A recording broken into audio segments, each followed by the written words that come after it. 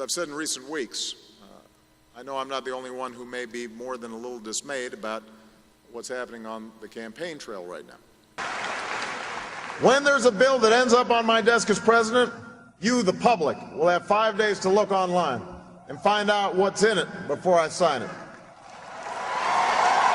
so that you know what your government's doing.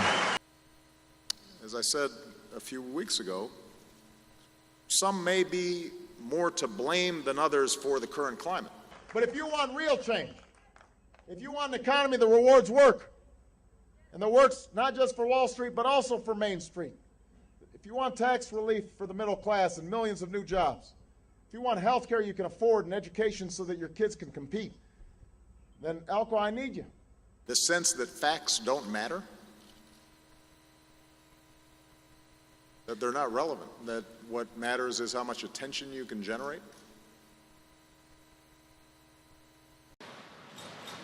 Groups like ISIL can't destroy us, they can't defeat us, they don't produce anything, they're not an existential threat to us. You're preparing the country for something. What are you asking of them? What do you want? Yeah. What do you want the American people to receive? Well, more than anything, I just want the American people to understand the nature of the threat and how we're going to deal with it. What it's about is an organization that, if allowed to control significant amounts of territory, to amass more resources, more arms, to attract more foreign fighters, including from areas like Europe, who have Europeans who have visas and then can travel to the United States unimpeded, that over time that can be a serious threat to the homeland. The divisive and often vulgar rhetoric that's aimed at everybody. This was when he was on the campaign trail, everybody. He says, quote, they're going to try to scare people. They're going to try to say that Obama is a scary guy. If they bring a knife to the fight, we bring a gun. Because from what I understand, folks in Philly like a good brawl. I've seen Eagles fans. The sense that this is a game, as opposed to the most precious gift our founders gave us, this collective enterprise of self-government. And so it's worth asking ourselves what each of us, as politicians or journalists, but most of all as citizens, may have done to contribute to this atmosphere in our politics. I was going to call it carnival atmosphere, but that implies fun. I need you to go out and talk to your friends and talk to your neighbors. I want you to talk to them whether they're independent or whether they are Republican. I want you to argue with them and get in their face, and if they tell you that, well, we're not sure where he stands on guns, I want you to say he believes in the Second Amendment. And I say this not because of some vague notion of political correctness, which seems to be increasingly an excuse to just say offensive things or lie out loud. I'll make our government open and transparent so that anyone can ensure that our business is the people's business. And as president, I'm going to make it impossible for congressmen or lobbyists to slip pork barrel projects or corporate welfare into laws when no one's looking, because when I'm president, meetings where laws are written will be more open to the public, no more secrecy. That's a commitment I make to you as president.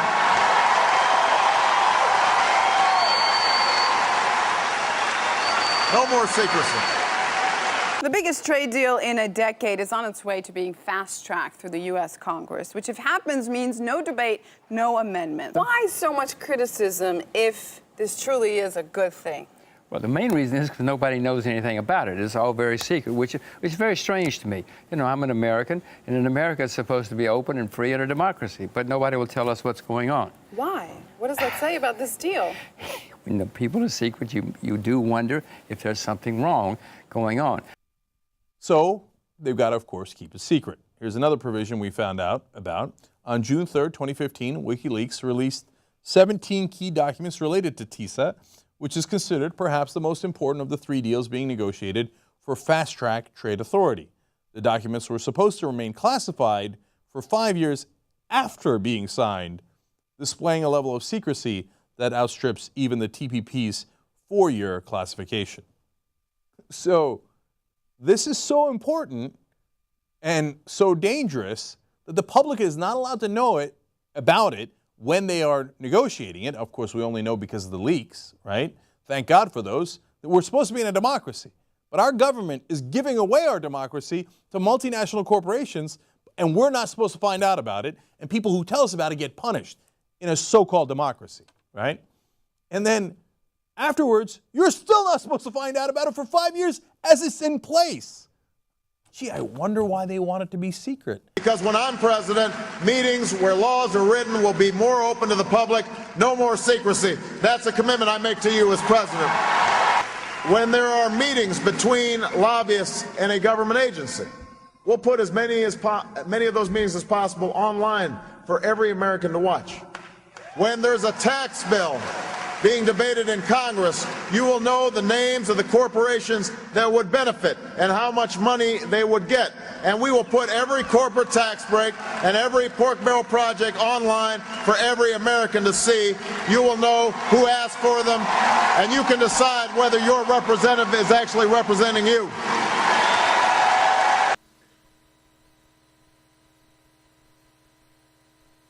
I say this not out of nostalgia, because politics in America has always been tough. Anybody who doubts that should take a look at what Adams and Jefferson and some of our other founders said about each other. I say this because what we're seeing right now does corrode our democracy and our society. I'm not one who's faint of heart. The last thing I ever expected to come out of a Nobel Peace Prize winner's mouth is this: I'm really good at killing people. Yes, folks, according to a new book, Double Down, our beloved president, constitutional lawyer, Nobel laureate Barack Obama apparently loves to brag about how well he can execute human beings with drones. A new book has quoted U.S. President Barack Obama as saying that he's proud of killing people. Obama has reportedly bragged that he was, quote, really good at killing people. The book says the American president, who's also a Nobel Peace Prize winner, made the remark while discussing drone strikes with his aides. The Obama administration has not yet reacted to the report. The book, titled Double Down Game Change 2012, is about Obama's re-election campaign and has been written by Mark Halperin and John Helleman. I have 2 words for you: predator drones. You will never see it coming.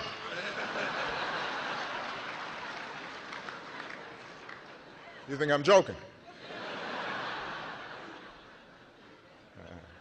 When our elected officials and our political campaigns become entirely untethered to reason and facts and analysis,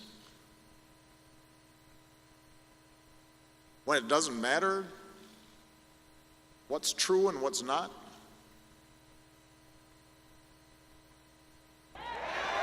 that's why I have a plan that will bring our combat troops home by March of 2008.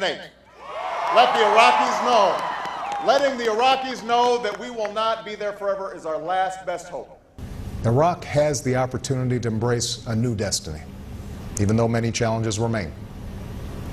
So tonight, I am announcing that the American combat mission in Iraq has ended.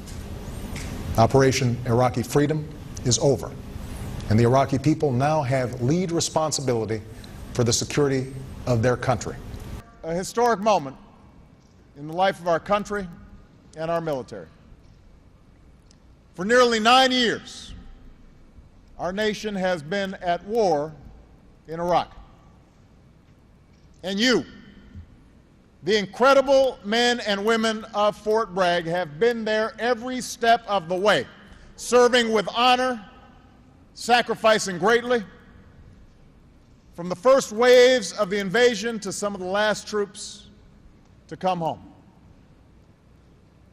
So as your Commander-in-Chief, and on behalf of a grateful nation, I'm proud to finally say these 2 words, and I know your families agree. Welcome home. Welcome home. Welcome home.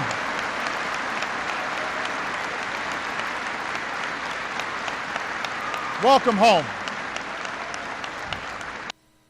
Because how we operate is not just based on laws, it's based on habits and customs and restraint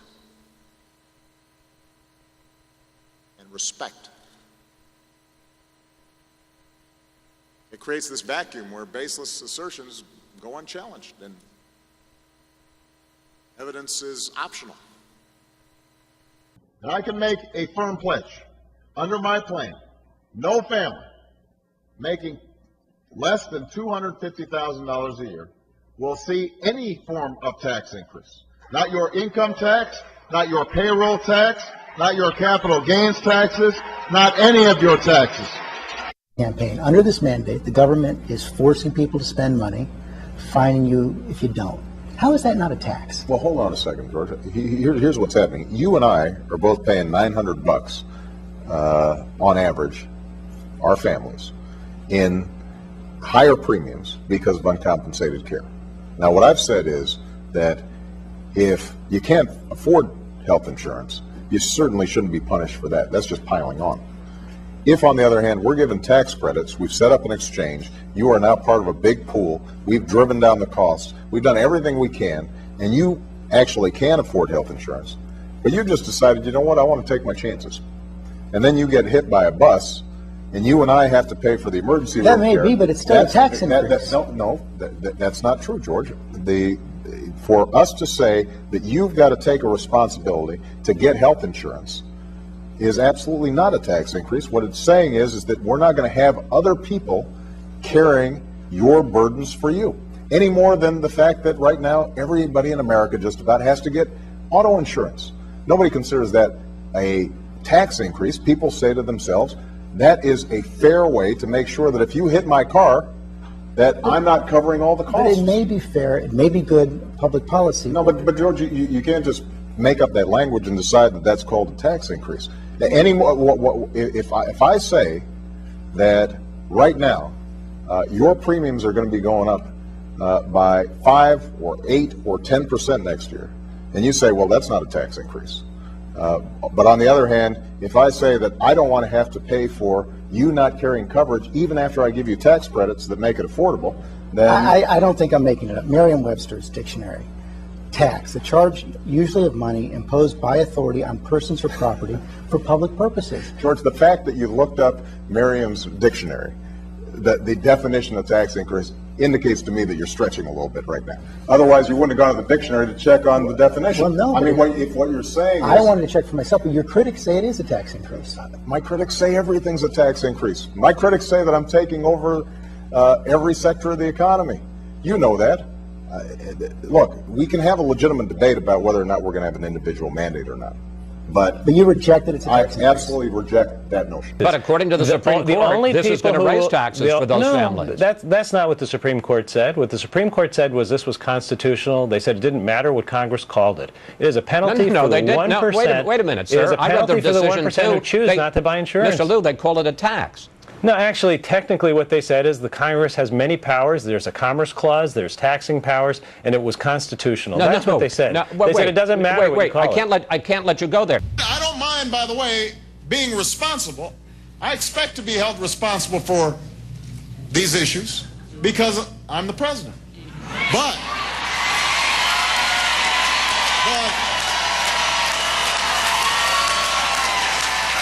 But I don't want the folks who created the mess, do a lot of talking. I want them just to get out of the way so we can clean up the mess.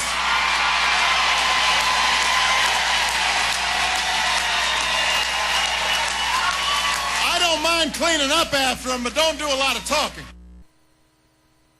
The number one question I'm getting as I travel around the world or talk to world leaders right now is what is happening in America?